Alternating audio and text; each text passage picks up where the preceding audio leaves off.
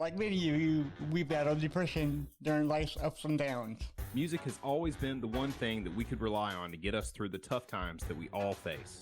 Follow us on our journey as we discuss the healing power of music, Interview bands, break down genres, review band biographies, and more. This is the When Words Fail Music Speaks podcast with Blake Mosley and James Cox.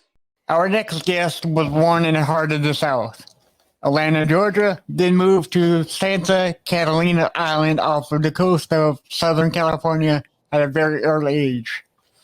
Since a young age, Bekx has been involved with music, dance, acting, and sports, as well as the LA County Junior Lifeguards. By her teenage years, she found that her true passion was to be on stage. Bekx has performed at many locations such as Wilshire Abel Theater and the famous Casino Theater on Catalina Island. Even though she's never actually had formal singing lessons until the age of 17, she won multiple singing competitions before that age. Once, she moved to Pensacola Beach, Florida. It is here that she was able to meet country artist Brooke Woods and opera singer Summer Watson, who have both inspired and supported her throughout her artistic journey, from vocal lessons, studio recordings, and introducing her to a new world of music performers. Ladies and gentlemen, Bekx. How you doing, Bekx? Good. How are you doing? Good. Thanks so much for having me. That literally like summed up my whole life. So that's awesome. So I just figured I might grab it, talk to it. So how's everything going where you are? Good, great. I'm currently in Atlanta for some songwrites, so I'm back in my birthplace. So it's kind of cool. Nice. Yeah. So you live in Nashville, Tennessee, right? Yes, I'm in East Nashville, Tennessee. Right. So I have a question for you, and I'm going to show you this on my phone because it's kind of awesome and kind of weird at the same time. I was on your Instagram, and I guess it's like a story, and you have in Tennessee there are actually 12 seasons, and this is all the seasons, right? So I don't know if you said your Spring of Deception is where it is right now. Yes. But there's like 12 seasons, and some of it's like Hell's Front Porch and Frost Fall and Actual Fall, and it's awesome. So I had to ask you about that. So I guess you're in Spring of Deception, right, where it doesn't know what to do. Yes. So in this part of the South is really, really weird. Most parts of the South are very bipolar, I found, with the weather. Right. It's either like really cold and then it's raining, or then it's sunny like the next day. But like Tennessee, it just has a way of teasing you with some good weather, and then the next day it's just freezing cold again. That sounds almost like South Carolina, where I'm at. I'm in Columbia. Very and it nice. feels like it, because lately it's been getting cold and then hot and then tornado weather yes, because we were expecting a bad tornado come through Lexington. I'm like 20 minutes away, and it never came. So I'm like, I don't know what it was. Yeah, I don't know what it went through. So that's awesome. Yeah. 12 seasons. We had last year in Nashville, the tornadoes were absolutely like devastating. They were like, I think about a mile away from my house is where one touched down, and it just completely destroyed like the whole neighborhood. It was horrible, but luckily we haven't had any this year. We did have a snowstorm for about like a week that canceled basically everything in the whole town because no one can function in the snow apparently in Tennessee. But it's more because the roads just aren't equipped for it. Like there's not a lot of salt trucks and stuff like that, so it kind of just shuts everything down. Man, that's horrible, So so I have a brand new thing that I'm putting out today with our guests, and I guess you're the tryout queen or something. I don't know what to call it, but I'm gonna give you a choice of this artist or that artist, and tell me whose music you like, who you prefer Oh, Okay. I shouldn't say whose music you like better because, I mean, it's all good, right? Exactly. Yeah, so just tell us who you were listening to as of right now, between these two artists, okay? Okay. First up, I got Randy Travis or Waylon Jennings. Probably Waylon Jennings. He's got some classic stuff, He So I do does. love, They both do, but I Yeah. just love. I don't know why, but I love Waylon Jennings. yeah. I have a soft spot for Randy Travis, so that's, that would be my pick. But I mean, you can't. I mean, it's hard. These questions are hard. You Okay, can't really lose with either one of those. No, ones, no, you so. cannot. No, you're right. Okay, so next up, I got Reba McEntire or Shania Twain. Ooh, I really love Reba McEntire. yes, yeah, yep. Not that Yeah, there's anything wrong with Shania or anything, No. but Reba is just like, she just seems like such a good, genuine, like human being too, and you can just it comes off in her music very, very well. right. And And have you ever seen the show Reba? I have. I don't. I hope that show comes back because that was a killer show. I love that show. That was a great show. She's really funny too. That's the thing. Is like she's just Reba's the whole package. Yeah, and she's a powerful singer too. Yes, she is definitely. Yeah. Okay, so the next one is Faith Hill or Leanne Rimes. I'm gonna have to go with Faith Hill. She was one of my first concerts I ever went to. Was Faith Hill and Tim McGraw, and that kind of I just have to. I got to stick with I guess what I grew up on. Yeah, right. Yeah. Leanne Rimes has some good songs too. Beautiful. Oh my gosh, yes. Yeah. Okay, so two more things in the middle. Joe Diffie or Aaron Tippin. I'm gonna say Aaron Tippin because for some reason I connect to his music a little bit better.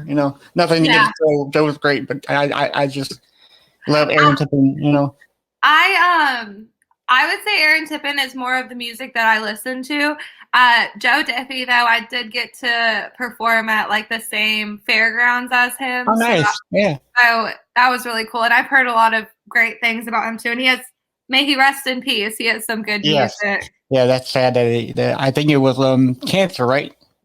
I thought it was the coronavirus, but I could be wrong. I don't think it's I don't think it's a virus. I think it's like cancer because he had like stage 4 cancer. Yeah, I know he was sick for like a long time or something like that. Yeah, and I think stage 4 is the worst, right? It's like you can't come back. Yeah. So I don't know if there's a stage 5. Now I'm gonna have to look into that. There's a stage 4 and that's it. So that's the last, the resort. So okay, now this one might be the end all be all, guys, I should say, because it's Chris Stapleton and Old Combs, and this breaks my heart to actually ask you. I love Chris Stapleton so much. So and he just.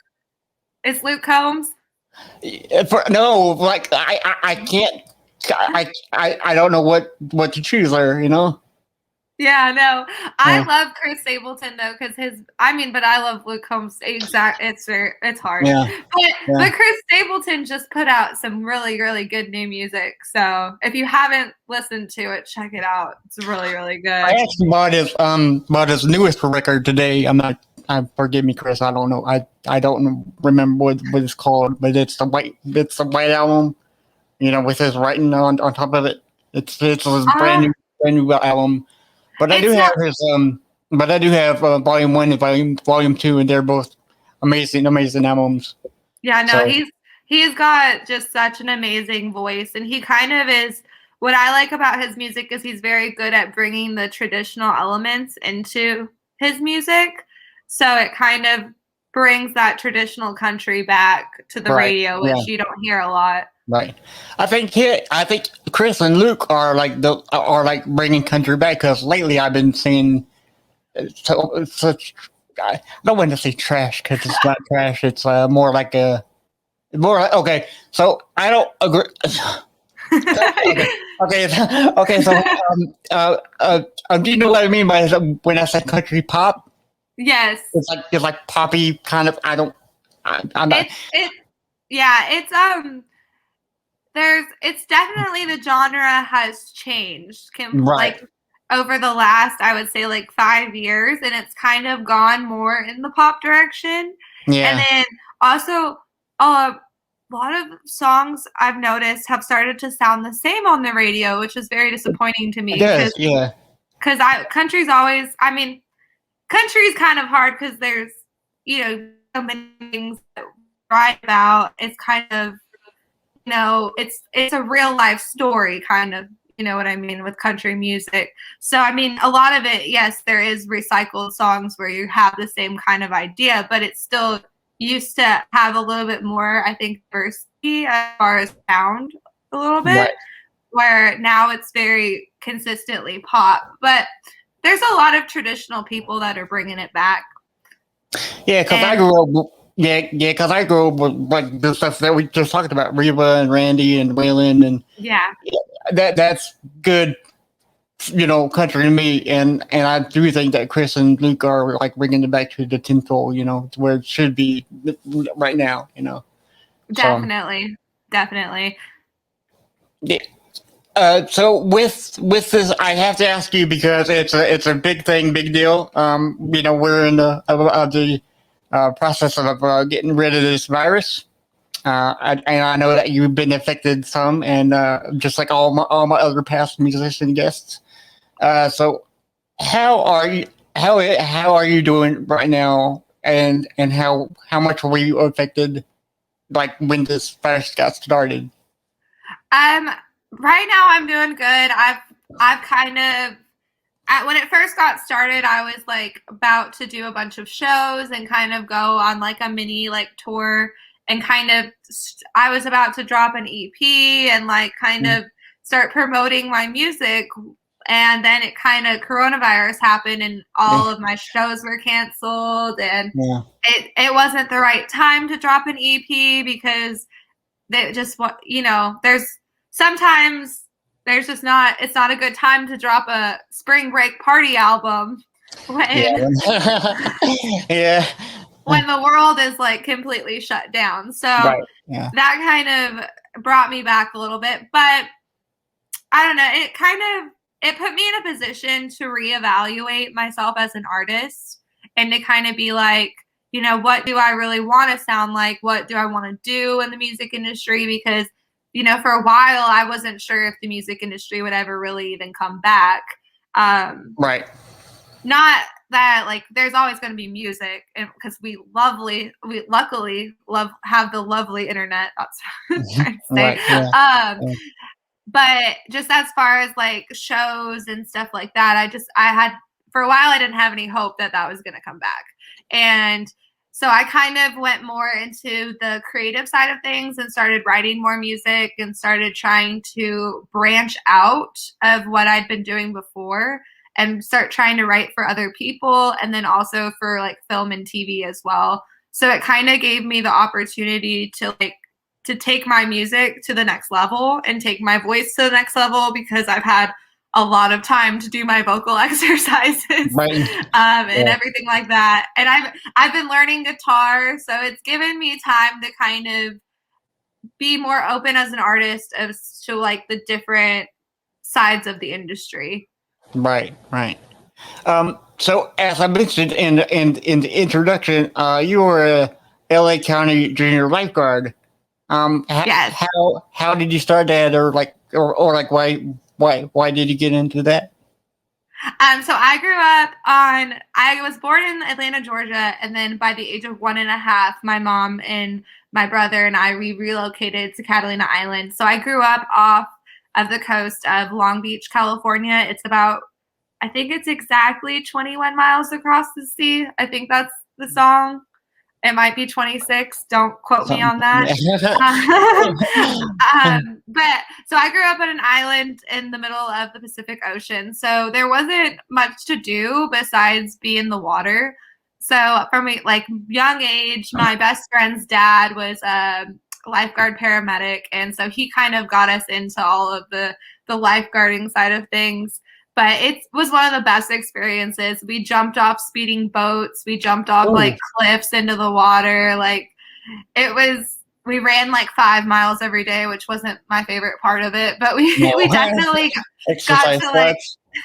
Yeah. Yeah.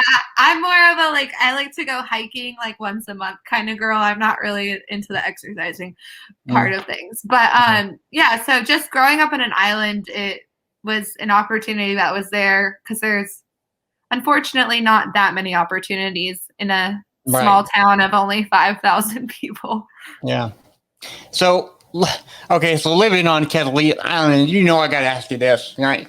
So, how far were you away from the Catalina wine mixer? Due to the Step Brothers movie. That's yeah. So I had to ask you that. So actually, the Step Brothers movie, before that movie, there was okay. Oh, we had a jazz festival, and now we have a wine festival. They brought it in with the Step Brothers movie. Because I was wondering, I'm like, I never heard of the Catalina wine mixer before. What what is this? So okay, so it makes sense that they brought it to life. Yeah. So cool. Okay. Yeah. So I know that you grew up with music and you always wanted to be an actress for the most part when you first got started. So you pursued your Broadway. You were in Broadway plays, right? And you found out your voice wasn't made for Broadway. Could you explain why do you think that was? And like what all goes into the Broadway as far as singing goes? I feel like Broadway, for singing Broadway, you have to project very, very loud. And for me, I like my voice at a different kind of level. I don't know how to explain it, but a lot softer and it's really hard to explain the way that like my thought process went into that. It wasn't, no one ever told me I wasn't right for Broadway, because I would have probably been like completely crushed and been like, I can't sing at all. But I definitely just felt like my place was not there. Like my voice and just my energy level too. Like I do have a lot of energy, but I'm also very like laid back. So I feel like being on stage like all the time, you have to be very, very highly energetic. Now, when you first started your music career, did you ever get any stage fright before you were going? Because I know when I see concerts, I remember seeing like a Megadeth show way back when, and I went to the bathroom right before they come. I was nervous for them, so I had to go to the bathroom. I don't know what it is. Yeah, but yeah. But do you ever get like stage fright, or you're like, I got this, like I can do this? I think I get stage fright like every single time, just because there's so many factors that go into performing on stage. Right. Like you have to be able to hear yourself. You have to make sure that like the band's all there and set up, and then you have to make sure that you're, everything's good appearance wise, and then there's just so many things that come into it besides just singing that it's very nerve-wracking. I personally am not the type of person that just is like ready to go. I have to like mentally kind of meditate for like a few minutes and like get myself ready kind of. Right. So for me, I know that when I'm nervous, I listen to my favorite song, mostly Chris Stapleton and Luke Combs. All right. So before show, do you like get yourself revved up and listen to like a good song or something to get you more motivated? Actually, before our interview, I'm with my mom all day, so I'm just talking to her. But I have this little there's this thing you do. It's like this little mini exercise where you like sway back and forth, and it supposedly calms all your energy. So I did do that. Okay. I hope you're not nervous, because I'm not. I mean, well, I like you. I am kind of not. I hope that I don't make you nervous. No. Okay, good. Okay. So I also heard in an interview that Rebecca Lynn Howard, who has written some songs for Patty Lovelace, John Michael Montgomery, and Jessica Andrews, became a mentor for you, right? So when did you meet, and what kind of things has taught you about the music business? I met Rebecca probably about, I would say it's been about 2.5 years now that I've had her in my life, thankfully. She was going to style me for a music, it was a photo shoot I was doing, and because she does styling on the side too, which she's really, really good at. She's literally helped me 100% with my Yeah. style, going from, because when you're, not in the spotlight all the time and stuff like that, like, you dress like a normal person, you don't think that like you need to look like a certain aesthetic or something like that. Right. Or Yeah. normally when I go to the grocery store, I'm going to put on jeans and a t-shirt, not jeans, like bell bottoms, some high heels, and all of that stuff. You know what I mean? But anyway, so I met her through a styling appointment, and she started giving me vocal lessons, and then she did a few of my, because she also produces, and then she produces. So she did some of my vocal production on some of my songs prior, and then I kind of just clicked with her and her husband. So I've been working on production with both of them. His name's Alicia Hoffman, and has the most amazing track record too. They're both just like, if you had to put people on a pedestal for a second, in Nashville, they both have amazing careers. He works with Lee Bryce, they have a label together, and then she's also, I think, working with them as well right now, hopefully coming out with some really great new music. But she's just really helped me like completely kind of learn what it is to be an artist in this industry, because I feel like so many people think that it's so easy to just, get on stage and sing a song, but there's so much more that comes like on the back end of it, like just knowing how to talk to people properly and stuff like that. So she's helped me with like all of that, and then also we're writing some really good songs together. So it's been the two Rebeccas. We're doing really good. nice. So I guess with that said, has she like kind of informed you what to look out for the business industry, because you're like, don't sign with this guy, or watch out for him, watch out for her, don't do this podcast, As much as she can, I think. Okay. I feel like the Nashville has kind of changed over the years. There are definitely some people that you have to watch out for, but I feel like now with social media, it's so much kind of more easier to look into those kind of things a lot of the time. Right. Yeah. You do something wrong, it's going to be on the internet now. Right. Exactly. Yeah. Nowadays you can fact check everybody, Exactly. You can easily research them and okay, well, I'll stay away from this clown, he doesn't have any good qualities about him. So okay, so she's won 2 Grammys too, right? Rebecca Lynn Howard. So I mean, you gotta like I guess she's your Obi-Wan Kenobi, I guess, right? I guess you would call her that. Yeah. Yes. I mean, she was. Yeah. And she has one of the most like amazing voices on the planet. I'm pretty sure she's like up there as far as vocals go, which can be very intimidating, singing vocals. But see, I guess that would be good, because she teaches you what she found out to be wrong with her, and just hey, this is not right, you need to sing it like Yeah, and she's probably one of the only people that like she can like tell me what I need to do with my voice, and she knows exactly how to tell me, and it like clicks. So it's been very helpful. We probably spent like at least a good 6 to 7 months in the studio together. So I've learned so much from her that like I literally probably have an encyclopedia of stuff. Nice. Awesome. So where do you find inspirations for your songs? Because I think they're everywhere.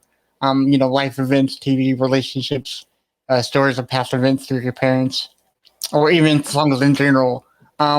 Where do you get your ideas mostly from? Are they like past experiences, like I said, or just like, hey, I think this will be a good song to, Well, so I'm a idea person, so I like to come up with like either song titles or an idea or something, and then I go off of that. And normally I get that from like anything. That could be like literally watching a commercial on television to like walking down the street and seeing something. Like it's just everywhere all the time. I have like lists on my phone of like all the different titles Right. and stuff or lyrics that I've come up with. Right. And then you go and for me personally, I don't write a lot of songs on my own because I'm not a musician at the current moment. I'm working on my guitar skills. Right. So for me, it's easy when you go into a songwrite with somebody else, if you already have an idea and you already like, instead of just coming up with a song out of nowhere, because it's incredibly difficult to just come out with a song just right. out of thin air. Right. Let's see. That brings out your creativity, because I think it's like the left or the right brain that deals strictly with creativity, and I have that brain too. Doesn't make really creative, but I can't do anything else. So yeah, okay. So when you get the idea in your head, do you come up with the words first or the music? Because some musicians do music first, words later. I'm words. Words. Okay. Yeah, I'm all words. Yeah. I like, for me, that's just because I like writing poetry and stuff like that too. So that's where it comes into play. I like to like hum along and make little melodies, but because I can't really play guitar so well, it doesn't come out very beautifully. So, so it's harder for me to get my point across that way.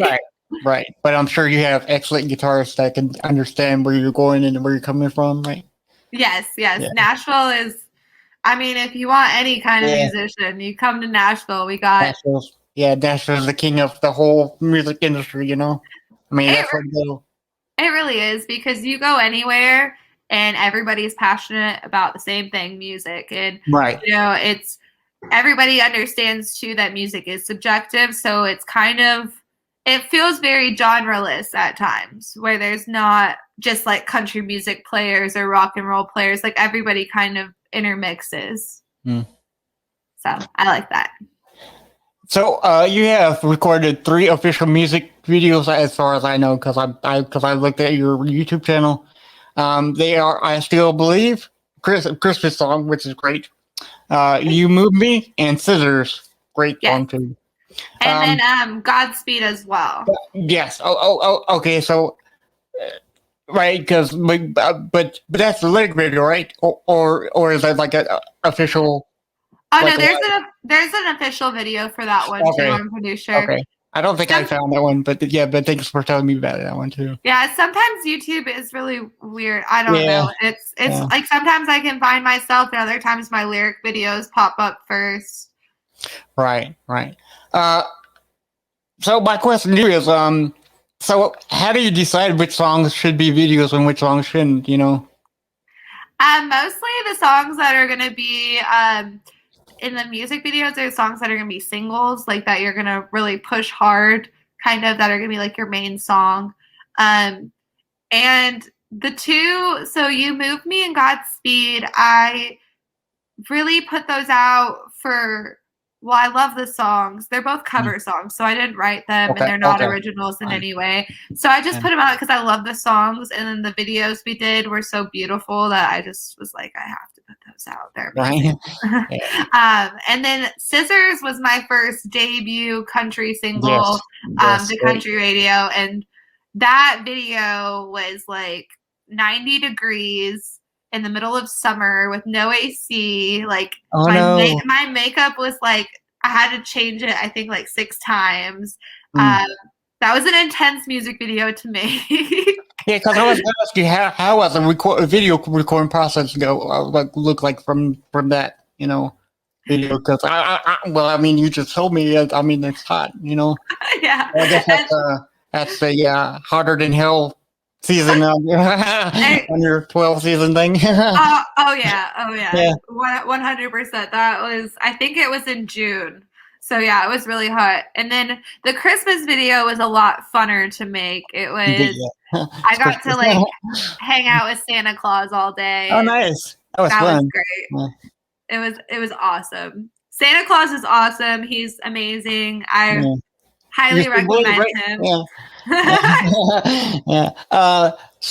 Okay. So when you go before you record a video for these songs, do you have like a crew that tells you, or do you tell them how you want each shot to go, or do they suggest items and you're like, okay, but that's not gonna work.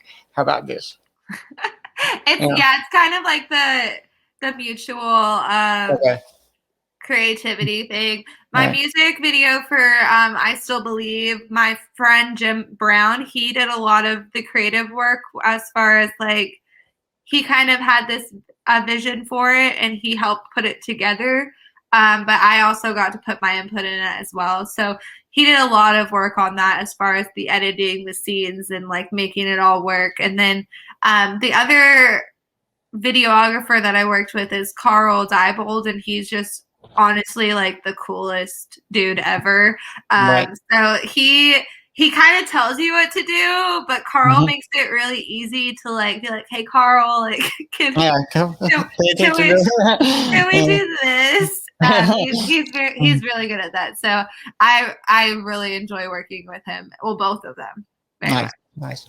Well, since you told me that you didn't write Godspeed, I'm going to reword this. Okay, knowing that this is a cover song now, what emotional attachments did you have to this song? Because I feel it's really, really an emotional song, and I just wanted to, and throughout all the history of cover songs, what kind of inspired you to cover this song? So Godspeed really, I love the song. I sang it at my brother's wedding when he got married, and it makes, because my mom's a single mom, so it was kind of like always us growing up together. So like watching him get married and like, you know, he's finally grown kind of thing was really sweet. And then when my nephew was born, I kind of always sang that song to him. So I dedicated that song to him because he's my little man, and he's 5 now, so he's not grown up, but it happens fast. So well, in his mind, he's all grown up. Can't tell nothing to him. Yeah. So you definitely can't tell him nothing. Right. So coming back to Scissors, your song that you wrote. So this song was okay. So was this song based on something that happened to you personally, or was the song like based on like social media aspect and how people can misinterpret feelings and such? So I actually didn't write Scissors. Rebecca Lynn Howard wrote it with her husband Alicia Hoffman, and then a man named Evan Kaufman, who I'm not familiar with. But they wrote Scissors, and they kind of, whenever I first came to Nashville, I fresh off the boat kind of thing, where I didn't have a lot of my own material that was like polished and ready to go. Right. So we wanted to like get things started and push things out there. So we found Scissors in Rebecca and Alicia's lovely collection of songs. Yeah. And I just connected with the song. I don't know why. Yeah. I've had some crappy ex-boyfriends, and I know a bunch of people that do too. And I was just like, this is like a good like Carrie Underwood song. Right. And I also love songs with attitude. So I don't necessarily like the man-hating aspect of it, but I love the attitude side of it. Yeah, that's got a lot of attitude, because that made me say, I'm not going to mess with her. Exactly. Yeah. And it could be also like taken to, I always interpret it as it's not just a relationship, but if there's like toxic people in your life, and if they're causing you like mental distress in any way, or just like you need a break, you can cut them off. It's okay. Absolutely. Yeah. do what you need to do, kind of thing. There you go. There you go. Yes, ma'am. Okay, so that was our last question for you. But to our listeners, you can find Bekx at Bekx Music on Facebook and Instagram and YouTube. I will link the link to all three social medias. And are you on Twitter or TikTok, or like where else can the people find you? I am not on Twitter or TikTok. I'm really Twitter illiterate, so I just had to get off of it because I didn't know how to use it. And no then, one does. And then TikTok's too addicting, so I had to get off of that too. Yeah, well, I'm on TikTok, and I find that's just another source to get your voice out there. Another Snapchat didn't work for me. I'm like, oh my god, I can't do this. Yeah, Snapchat's more of like for me is a personal platform where it's like most of my friends are like close personal. If you follow me on Snapchat, it's still Bekx Music, but you're not gonna really see anything music wise. It's gonna be like my dog cuddling with my dog. Cool. So thank you once again, Bekx, for coming on. This was truly amazing, and I hope you're the best, and I hope you come back. Whenever you put your very last question for you. Is your album coming out sometime soon, or next year, or when can we expect your new music from you? I am going to put a cover song out in the next month that is She Talks to Angels, covering the Black Crowes. So I will be putting that out. One of my favorite songs of all time, favorite songs. And I have a good video that I've done with that one as well. And then I'm also working on a lot. I mean, when I say I have a lot of songs, I have like 30 songs that I need to put out. And I am just waiting on the right time to do it. So it seems like things are getting back to normal. Yeah. Hopefully that means I can put out some beach songs soon. There you go. Yeah, so, I just bought me 2 tickets to a Steel Panther show. Because they're playing here in Columbia. So I gotta go. That's awesome. Yeah, I gotta go see them. So I lived in Florence, South Carolina for a bit. Oh, nice. Yeah, I'm just throwing that out there. Yeah, because that's about like 20 minutes away from where I am. Because I live in Columbia. But so many trees. Yeah, it is. I mean, the deers too. Deers ramping up there too. So cool. Thank you so much for having me. Yeah, so everybody check out Bekx at Bekx Music, Facebook, Instagram, and YouTube. Like I said before, I'm gonna link the links below. And so thank you, Bekx, for coming on. Thank you. I appreciate it, and hopefully I'll see you soon.